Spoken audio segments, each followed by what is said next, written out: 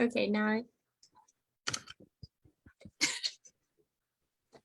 Welcome to our YWCA Facebook Live event. For those of you who are unfamiliar, YWCA Greater Austin provides individual, couple, family, and group therapy, care coordination services, life skills classes, and consultation, training, and advocacy. Our mission is the elimination of racism and the empowerment of women. I'm Laura Gomez-Horton, Clinical Director of the YWCA Greater Austin, and today I'm joined by one of our lead therapists, Bree Liu, a licensed professional counselor. Today, we are going to be talking about the changing landscape of mental health, whether it is the interconnectedness of younger generations through technology or some other phenomenon. Society has exponentially increased awareness in a variety of areas, including social political injustices, cultural reckonings, discrimination, racism, and mental health.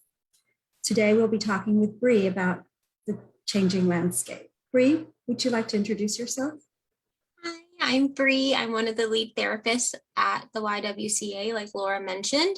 I also practice as part of a group practice, and I work a lot with children of second-generation immigrants. I am a daughter of Chinese immigrants myself, so I find it really interesting to unpack and explore narratives of biculturalism, multiculturalism, what it's like to navigate the world as a person of color, a child of immigrants in predominantly white spaces, and kind of unpacking like family dynamics and other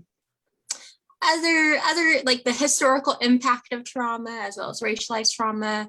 I enjoy exploring racialized trauma in general as well. That's the intro. Well, welcome, and thank you for joining me today.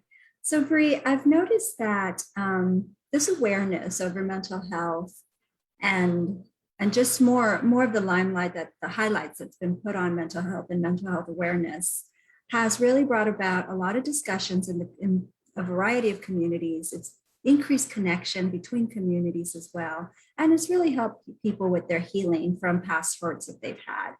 And simultaneously, it has challenged what has always been considered like a taboo subject. It's always been stigmatized.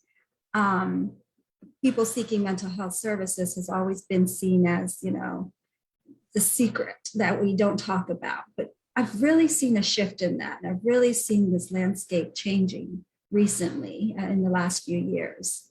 What are some of your observations that you've had on how this mental health landscape is changing in general? Yeah, I've also seen definitely a shift in awareness and accessibility, and there is definitely there can definitely still be stigma around seeking help for mental health issues, but you're really seeing that it's being talked about more. There are like celebrities that will talk about it and be very forthright about their experiences with therapy. There's so many memes on the internet about going to therapy, and you're seeing like at least a part of the population is really starting to like feel very like that seeking help for mental health services is becoming more normalized. I think in general, you're also seeing more of that reconnection to mind and body, and how mind and body practices can be really beneficial and increase well-being. Yeah. Have you seen this changing in particular for Asian Americans in our community? Yeah, so historically, the research has always indicated that Asian Americans are less likely to seek help for mental health services, and that there is a huge stigma around seeking mental health services, much like a lot of the greater community, but specifically, I think rates for Asian Americans seeking help is very, very low, and yet they will be in more distress than their non-Asian counterparts. So when they do seek therapy, they're at a much like higher like crises level, so a 7 versus a 4, self-rated. But I'm suspecting that this stigma is really starting to shift. I told you I work a lot with second generation immigrants, and a lot of my caseload is specifically Asian American. And I have probably on my caseload maybe 60-40 split of who is Asian and who is not Asian. I also work with primarily BIPOC in general, but I'm seeing this huge increase on my caseload, and I have a huge wait list. It's not huge, but it's getting up there. It's like 20 people, and a lot of them are Asian American. So I'm really seeing that I'm not so sure that the stigma that we talk about has like gripping in our community. Maybe we are starting to feel more comfortable naming that we want to seek help, and like feeling more okay taking up space. Because I have a lot of clients who will come into therapy and they will feel a little bit like, oh, this is so what's the term, like indulgent. And so there will be this conflict between, as they're seeking help, they're also feeling shy about like, do I really need this? But I'm starting to see that soften a little bit, and there is at least that comfortability getting connected to a provider in the first place. Yeah, I mean, I don't think that that's unusual for people to feel like it's indulgent. I mean, people feel like seeking mental health services or assistance support is something that you do, like that's special. But what we really know is that because of the mind-body connection, that mental health should be given the same attention as physical health. If you're going to the doctor on a regular basis and treating your body in a nurturing way, then the mind needs to be treated in a nurturing way too. One thing that's also coming to mind for me is, even with the greater landscape of mental health changing, mental health awareness, I think there can still be this idea that it's still for like middle class or wealthy white folks to seek therapy. That's not for me. So I'm wondering if that is starting to shift a little bit as communities of color also start talking more about their mental health, and we bring like the stigma kind of shifts a little bit around what it means to seek help. So that just came up for me. Yes, definitely. I know you mentioned about your increased wait list and how Asian Americans are seeking more and more mental health services. And I know that that was our experience as well at the YWCA, is that we saw an influx of Asian Americans who sought mental health services from us. In particular, in these last few years, with so much anti-Asian sentiments and the violence that increased against Asian Americans, a lot of people were seeking emotional support. And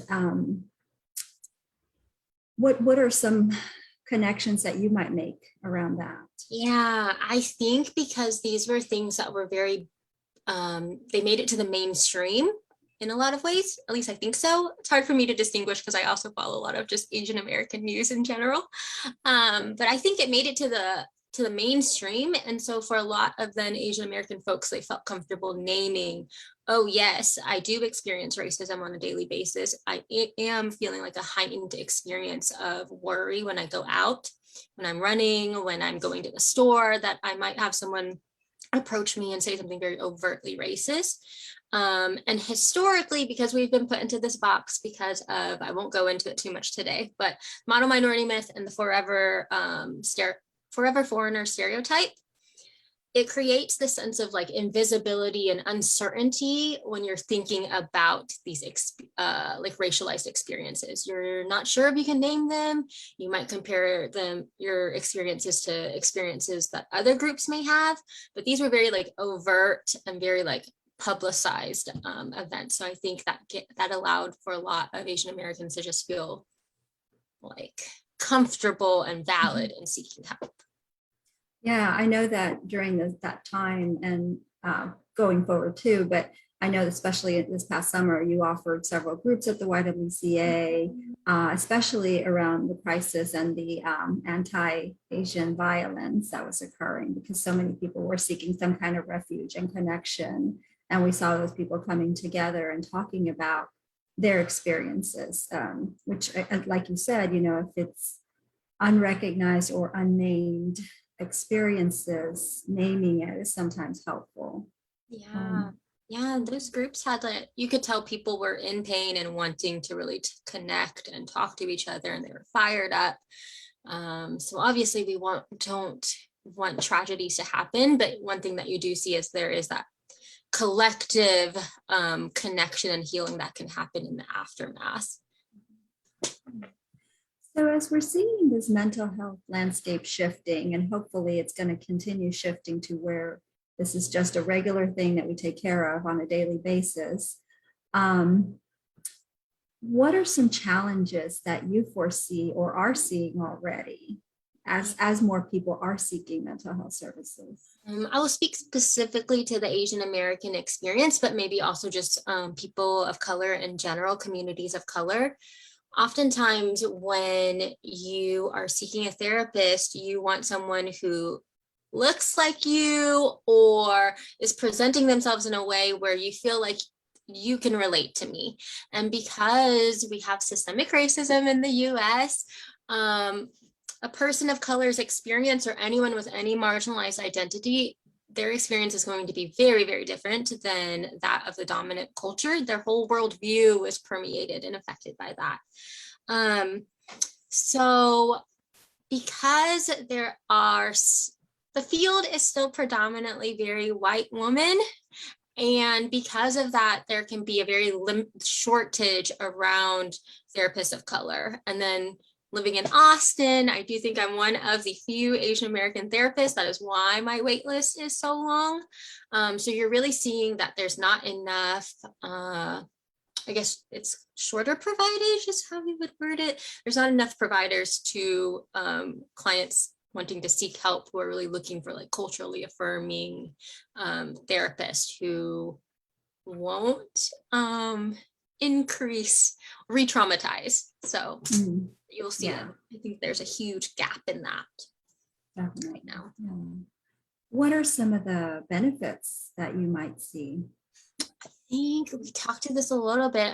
I am guessing that there is the shifting tide, and where talking about mental health issues, talking about like conflicts with race and identity, they're becoming more normalized. And these things, because they affect the collective, you really have to have collective and community healing. And even when you're doing individual healing, that's contributing to the collective healing, I would say. So I think with these just general trends shifting and more people of color, Asian Americans seeking help, you'll really see that stigma have less of a heavy hand in keeping people from wanting to seek services. I know that in my description at the beginning, I mentioned that it may have something to do with the younger generations, and because technology is it's so speedy, you get information and you build awareness really quickly, and information is out there all over the place 24 hours a day. Do you think that there can be this same shift in older generations, or that maybe have gotten accustomed or have been impacted by the stigma and their own experiences in the US? How might we help that mental health awareness shift for everybody across the generations? That question so much, and that's something I've been thinking about. My mom is a teacher. She teaches Mandarin at Lhasa. She may or may not watch this. We'll see. So I don't know if she'll enjoy me using her as an example, but she has been teaching high school for I think like 10 years, and she's had so much close contact with like second gen that I've really seen her like empathy and understanding for the pressures that second generation immigrants, children of immigrants may experience. It's really like softened, I think, her own perspective and helped her really understand like emotions. There is validity there. They aren't just to be shoved down, which is a protective mechanism, by the way. It's not a cultural, what do they call it? Cultural term. Value or norm. Yeah, cultural value or norm, or like there's more negative term that it's escaping me. Curse, cultural curse. It's not a cultural curse. It's a trauma response. But she is really like warming up to like, she recommends to her friends, she recommends to her students, she like knows it for herself. So I would say like one thing is like maybe if you are first generation immigrant, if you can get connected to the second generation, not necessarily your own children, because that might be too much of like that familiar connection, but like other children, and just kind of like understand their experience a little bit more in this like low stakes way. So like mentorship, maybe. I think that's one way. I also think that peer, what am I trying to say? First generation is going to take a lot of credibility in word of mouth and peers. So if we're able to get like anyone to start speaking about their experience and to talk about how they're really seeing the shift in valuing mental health and seeking services, and also understanding like the different pressures that second generation is under, I think you can really start to see that shift a little bit more as well with the getting like peer testimonies. I actually saw a project this morning. I think they're trying to get like testimonies from first-gen immigrants, kind of put them out there so that other first-gen can start thinking about it and be like, huh. Yeah. You know, and in there you mentioned a really important aspect too, is that, you know, yes, it's important for other generations to learn about the second generations and the younger generations that are coming up with this vast awareness and a different worldview. But it's also important in the too that the younger generations understand that Yes. the experiences of other people that were either immigrants at a different time in the U.S. or that were have had a longer, more acculturation or assimilation in the U.S. and their protective mechanisms that they've built to survive. Absolutely. So making those different connections to be able to speak each other's languages and then sort of say. The empathy and curiosity really has to go both ways. And also, just quick plug, as a therapist, if you are just assigning, if you're working with an Asian American client or any person of color or second gen immigrant, maybe this might apply to them as well. If you are only taking into account like intergenerational conflict, or you're framing it in a view of like, oh, this person's issues are stemming from intergenerational conflict and cross-cultural conflict, you're missing a huge part of the equation. So you really have to back up and take into account historical and racialized trauma, intergenerational trauma, traumas that happen in people's parents' like immigration story, or back in the motherland, what that was like. And otherwise you're running the risk of, while trying to provide culturally affirming services, still really ostracizing one culture over another. It's like, oh, this is good or bad. Your Asian culture is what is contributing to your unhappiness, and that's bad. And so we need to try to get away from that lens and really conceptualize what is a trauma response, what is a trauma response that is also like compounding on top of like a cultural value, but like, how is it really like becoming very rigid because this is a trauma response? I think that can soften and bring a lot of empathy. Yeah. Well, as we're closing this very interesting conversation that we're having, Bree, I wanted to bring some attention though, to your own experience as you entered into the field of mental health. I don't know if you want to say a little bit about that and what your journey was like. I think that through my journey becoming a therapist and starting to really feel comfortable, like really bullying is a weird way to put it, but like feeling comfortable working with other second generation immigrants and other people of color, and really like feeling comfortable owning that as like something that I enjoy doing. I lost my train of thought, I'm sorry. But I think being at the Y and being able to operate under a relational cultural model and get away from like very traditional like individualistic therapies has really helped me also be able to feel comfortable owning that my lens and my perspective is very different than, you know, like someone who doesn't have the experience being an Asian American therapist. And oh, I think I remember my train of thought. Through my process, like working with my clients and exploring my own identity, there's a lot of parallel processing and like healing that happened. And sometimes still, never mind, I won't, we're coming up on an end, so I won't open that new topic, but that's my experience, and that the field still is very white. So in grad school, I was definitely the only Asian American student. I wasn't the only person of color, but I was the only Asian American student. I've worked in many offices where I'm like the only person of color. And that definitely, like, so, yeah. So maybe we need to encourage up and coming Yes. People in undergrad and grad school to enter the mental health fields. Absolutely. If you have an inkling that this is something you may be interested in, I encourage that you take a course and then pursue it. It's very fulfilling and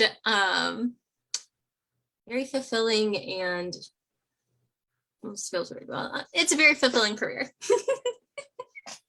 Thank you, Bree. Are there any last words that you would like to leave our audience with, you know, regarding mental health, regarding the Asian American community?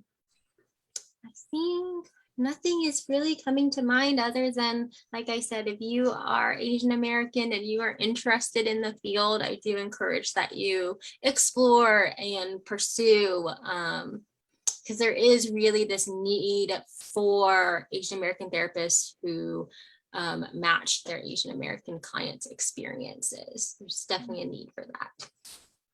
And wonderful. And just to remind everybody, at the YWCA, we will be offering no-cost services for people who identify as Asian American or Asian heritage. We'll also be offering some groups later on this fall.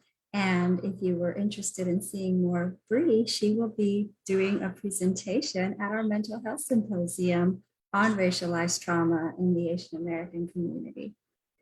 So thank you once again, Bree, and we will talk again soon. Yeah, thank you.